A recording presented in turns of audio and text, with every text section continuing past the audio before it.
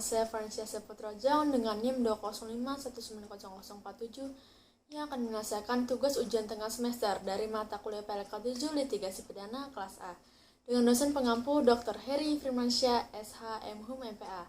Saya akan menjelaskan secara garis besar tentang sistem peradilan pidana, alat bukti dan hak korban tersangka, dan yang terakhir penyidikan, prapit, dan penuntutan. Oke, baik, kalau gitu saya akan langsung mulai aja ya. Untuk yang pertama, kita akan menjelaskan tentang sistem peradilan pidana.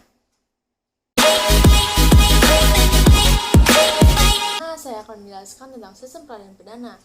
Sistem peradilan pidana itu untuk pertama kali diperkenalkan oleh pakar hukum pidana dan para ahli dalam Criminal Justice Science di Amerika Serikat. Sejalan dengan ketidakpuasannya terhadap mekanisme kerja aparatur penegak hukum dan institusi penegak hukum, ketidakpuasan itu terbukti dari meningkatnya kriminalitas di Amerika Serikat pada tahun 1960-an. Di dalam pendekatan sistem peradilan pidana, kita juga harus perlu mengamati pendapat Sandhuis tentang pendekatan fungsional dan hukum pidana teori kontrak sosial yang terkait dengan tujuan hukum pidana. Lalu teori kontrak sosial itu berisi tentang individu yang menyerahkan sebagai kebebasannya kepada negara dengan tujuan kebebasannya dapat dilindungi oleh negara. Selanjutnya ada Criminal Justice Science yang dikemukakan oleh Remington dan Ohin, bahwa pemakaian pendekatan sistem terhadap mekanisme administrasi peradilan pidana dan peradilan pidana sebagai tujuan sistem merupakan hasil interaksi antara peraturan perundang-undangan, praktik administrasi, dan sistem atau tingkah laku sosial.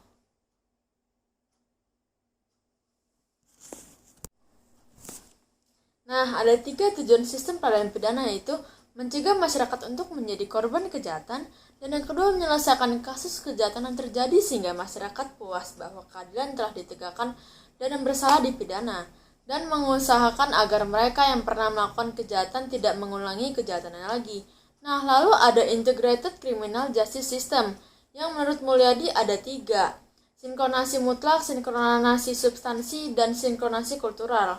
Kalau yang struktural adalah keserempakan dan keselarasan dalam rangka hubungan antar lembaga penegak hukum.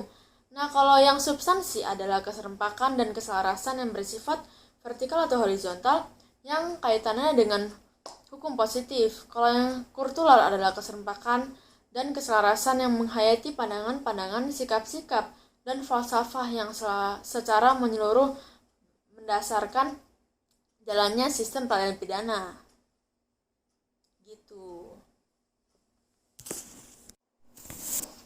Baik, sekarang kita akan masuk pada materi yang kedua, yaitu alat bukti dan hak korban tersangka.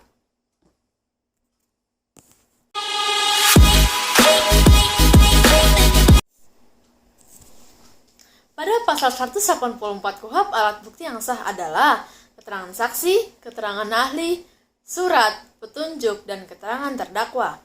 Jadi saksi ada berbagai macam pengertian nih.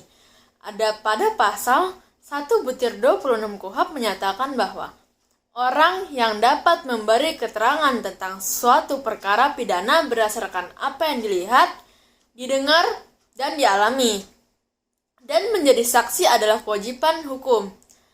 Ada arti dari unus testis, nullus testis, berarti seorang saksi bukanlah saksi. Salah satu contohnya kejahatan minim saksi adalah kejahatan perkosaan. Kejahatan perkosaan itu merupakan kejahatan yang dimana seringkali hanya terdapat korban dan pelaku, sehingga akan sulit menjadi dalam proses pembuktian karena tidak adanya saksi kecuali saksi korban itu sendiri. Orang yang tidak bisa dianggap sebagai saksi ialah seperti mempunyai hubungan keluarga dengan terdakwa, anak di bawah umur, dan orang yang sakit ingatan. Alat bukti surat pada pasal 187 KUHP menyatakan bahwa surat dibuat atas sumpah jabatan dan surat dikuatkan dengan sumpah. Ada bentuk-bentuk suratnya nih, seperti berita acara dan surat resmi yang dibuat oleh pejabat umum, akte notaris, surat dalam bentuk diatur oleh undang-undang seperti akte kelahiran, KTP, IMB, dan lain-lain, surat keterangan dari ahli, surat lain yang hanya berlaku jika isinya ada hubungan dengan alat bukti lain.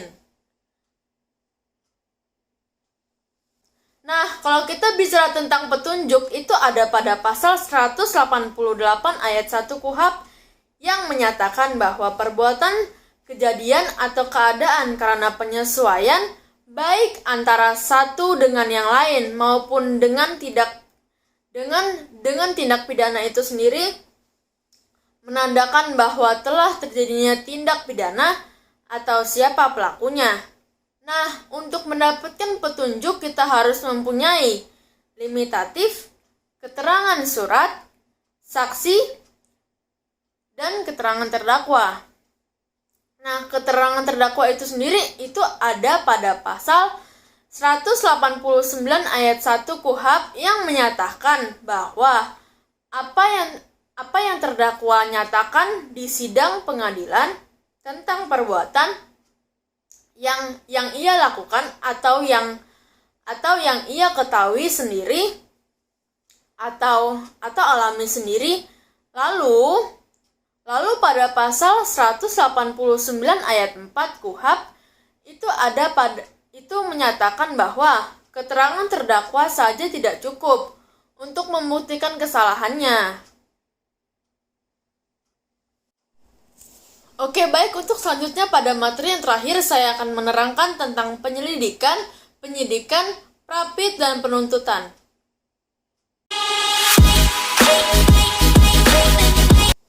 Tahap untuk mengawali proses hukum acara pidana adalah diketahui terjadinya tindak pidana atau delik. Nah, perkara pidana disebut ada jika diketahuinya adanya tindak pidana atau peristiwa pidana atau kejahatan yang dilakukan oleh seseorang atau beberapa orang. Nah, berbeda dengan perkara perdata, di mana inisiatif untuk mengajukan perkara diambil oleh orang-orang yang merasa dirugikan.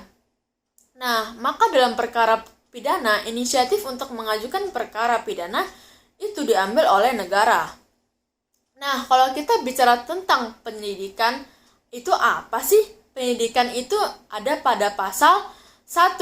Angka 5 KUHP yang menyatakan bahwa penyelidikan adalah serangkaian tindakan penyidik untuk mencari atau menemukan suatu peristiwa yang diduga sebagai tindak pidana guna untuk menemukan dapat atau tidaknya dilakukan penyelidikan menurut cara yang diatur dalam undang-undang ini. Nah, sudah tahu kan apa itu penyelidikan?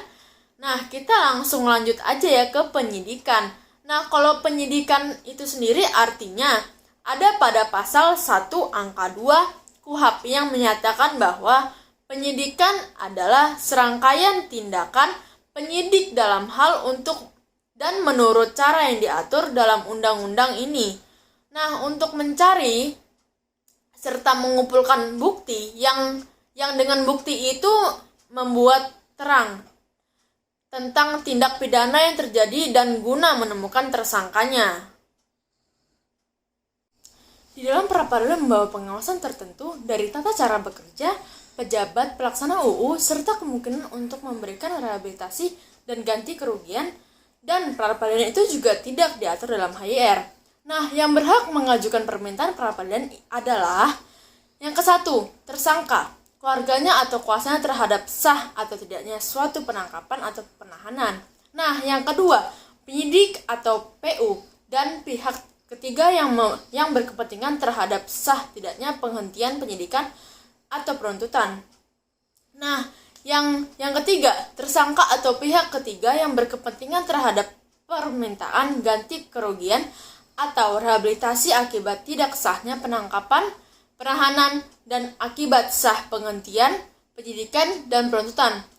Lalu, adanya upaya hukum pada putusan pra-peradilan adalah ada yang ke-1, putusan pra-peradilan tidak dapat dimintakan banding kecuali terhadap putusan yang menyatakan tidak sahnya penghentian penyidikan dan penuntutan.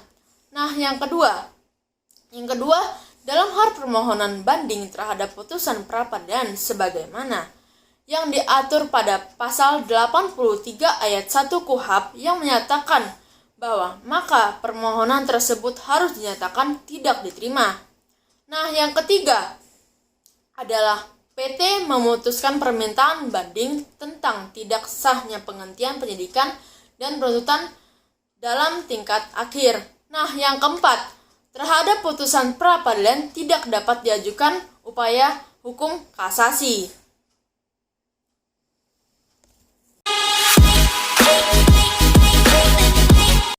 Nah, sekarang teman-teman sudah tahu kan secara garis besarnya litigasi pidana itu seperti apa? Nah, sekian dari saya. Jika ada kesalahan kata mohon dimaafkan dan terima kasih yang sudah menonton video saya.